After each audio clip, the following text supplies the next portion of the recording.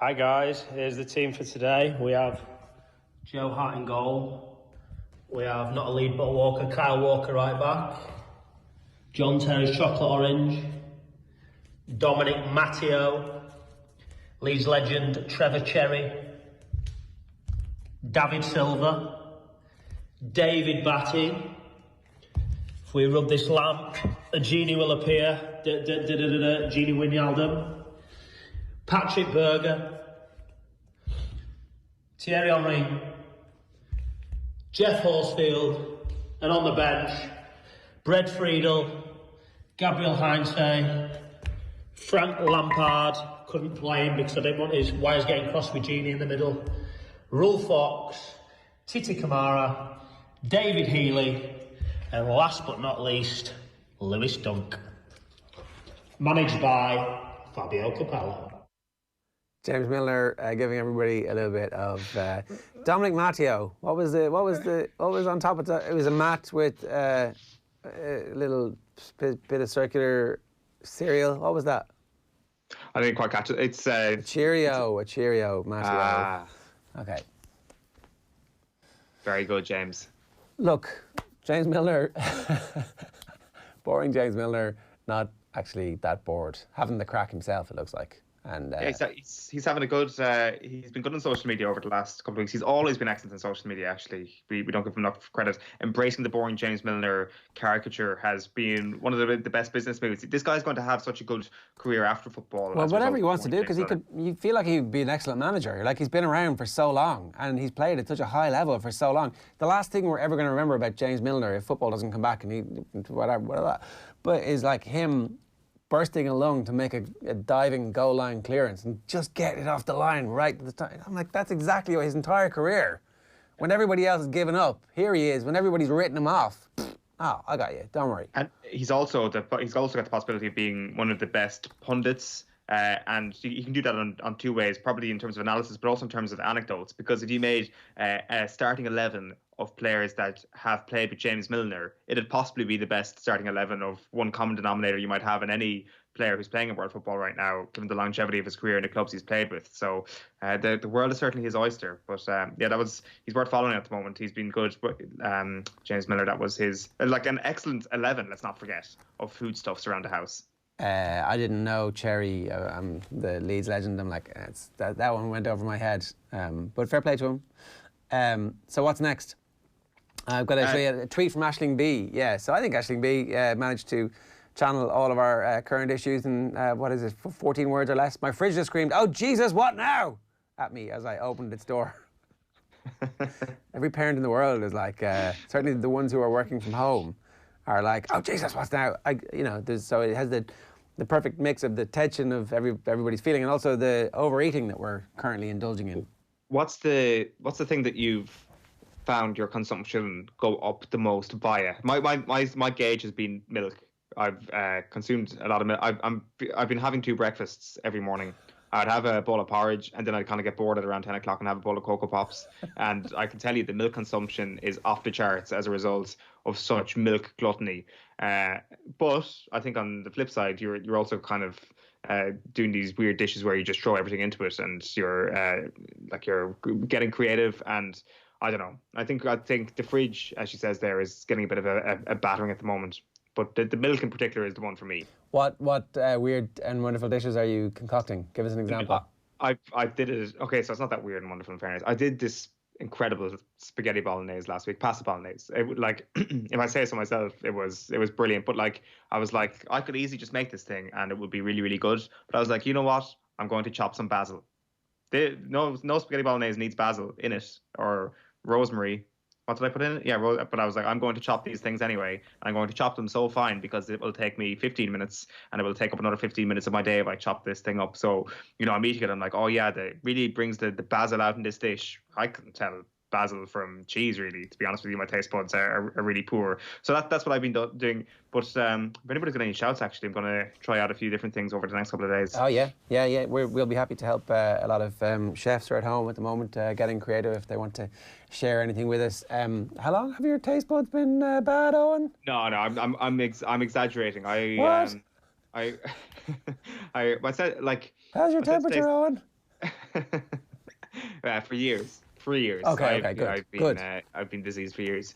Yeah, I don't know why. It's just something that I don't have a great sense of. We obviously we're doing the swim for a mile, and then that was going to roll into triathlon, and we're going to do a full triathlon this summer, a full sprint triathlon before everybody gets carried away. And as part of that, I had given up bread and meat and booze at the start of the year, and it was really starting to work out. I was, like clothes that didn't fit me for quite a long period of time were now quite baggy on me, and the first Friday night after everything was closed down, I had chicken liver pate on a croissant with a bottle of wine. I was like, so that'll give you an insight into how my consumption habits have not changed since then. I'd also given up chocolate, and so one of the issues that we're going to have is like, can the Easter Bunny make it through country boundaries during the time of coronavirus? And obviously it's going to be very difficult for the Easter Bunny to be able to do that. So that's how I'm justifying eating the Easter eggs that are in my house.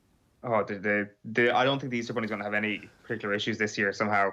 For anybody, like you mentioned your wine there, it's a bad day for people who would have substituted that wine for Buckfast, because there is officially a finite amount of Buckfast in the world right now. So the company has closed its distribution network. So this is actually great. Its distribution network will be used to deliver vital commodities across the UK during the COVID-19 crisis. They said, given the unprecedented situation, we wanted to take the time to update you on our position. With immediate effect, our offices and production lines will temporarily close. This decision was not taken lightly. However, we must act on the government's advice. They said their distribution network will be freed up to play its part in delivering vital essential commodities across the United Kingdom at this time. Our production will commence as soon as we can. And I'm sure any Buckfast fans out there will be happy enough to make that small sacrifice because of what they're going to do. And of course, yesterday, Jared, the news that off licenses are essential. I did not know this. I mean, I fully agree with the off licenses being essential. I saw some people giving out shit about this on Twitter. And I'm like, hang on a second. If people want to go and have a few drinks in the middle of a global pandemic, then I think we should be helping them. And these are like mostly small businesses who need a bit of help. Important community hubs, Owen. But can we just go back to Buckfast? Why are they halting production? I would have thought that, everybody's entitled to. It's a tonic wine. Is it not good for you? Yes, of course. Buckfast is great for you. Everybody should be drinking the Buckfast. Is it like I thought it was just wine packed with sugar? I think I had it once when I was like 17, and then that was it. Like I haven't engaged in Buckfast for a long, long time at this point.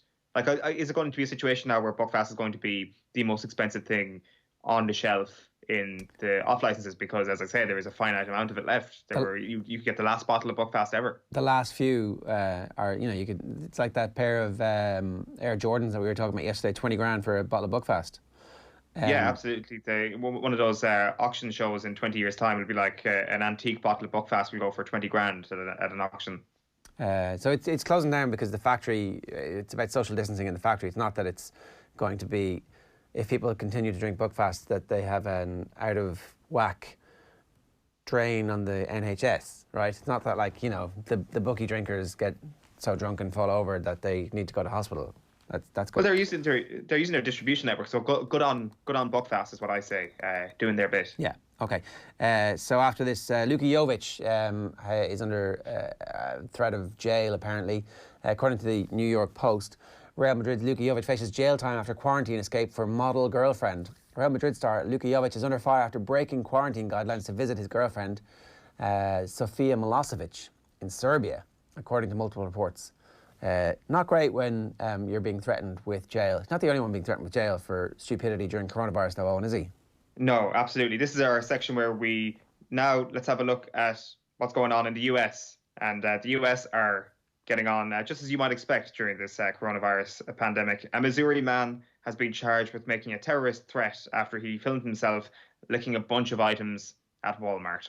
And this is something that a lot of people might have seen on social media over the last couple of days. There's a lot of idiots doing big idiot things over the last couple of days, but I would say this guy is right up there in terms of the number one idiot in the world right now, who is afraid of coronavirus. Cody Pfister, 26, taunts in a video he later posted on social media. Now, this video obviously circulated. It got complaints in a town called Warrenton in Missouri, but it had complaints coming from all over the world. You had people from the UK, you had people from the Netherlands, you had people from Ireland, says an article online this morning, complaining about this video. So, yeah, he's been charged with making making a terrorist threat after licking a load of items at Walmart. You are an idiot, Cody Pfister, and you spell your name really weirdly as well. The other thing then that kind of stuck out to me is beautifully summed up why the United States is going to provide us with an example of stupidity on occasion, I guess, over the next couple of weeks. And I think Hillary Clinton summed it very, very well up yesterday when she was like, please do not take medical advice from a man who looked directly at a solar eclipse. Yeah, America's in a bit of trouble. They think that they're going to have full churches again for Easter celebrations. Certainly that's what Trump is trying to tell everybody. So let's just wait and see how that all pans out. Obviously, it's not just that guy being charged. There was a guy charged with terrorism. We had the tweet up there a few seconds ago. A New Jersey man was charged with terrorism after coughing on supermarket employee and telling her that he had coronavirus. What a clown, eh? It would never happen in Ireland. Oh, wait. There was an Irish kid arrested, apparently, for doing exactly the same thing to a cop, which, would make you think people in Ireland not taking it too seriously. A teenager was arrested for public order offences after he coughed at Gardaí, who responded to a call about a group of 10 men playing football. This is the TikTok virus challenge. Not great, Owen. And then we had our own Dave McIntyre experiencing something fairly similar on the mean streets of Dublin yesterday. Thankfully, the crazies out there are not plentiful in number, but I've just had a woman pretend to cough in the faces of myself and my 3- and 5-year-old sons. They're out there and need to be watched. Look out for each other, folks, and keep an eye on those that need protecting. Dave talked to us in detail about this on the Dadcast, which is going live today. He actually he chased the woman down and gave her a piece of his mind. Wow. I did not know that you got the Dave McIntyre exclusive on the Dadcast. And he took a photograph of her, which he intends to share with the cops. So we'll see how that story... Dead right. Good on you, Dave. Look, what are people losing their mind, or do these people actually exist on a day-to-day basis and they're just coming out and they're more noticeable right now? Or like, what would possess you to do such a thing? Again, we can point a finger at America and then we're like, oh, wait, actually, there's one of our colleagues there who's actually seen this up close and personal right here. It's not contagious. It's not exclusive to America. It is contagious. Right, 17 minutes past 8 here this morning.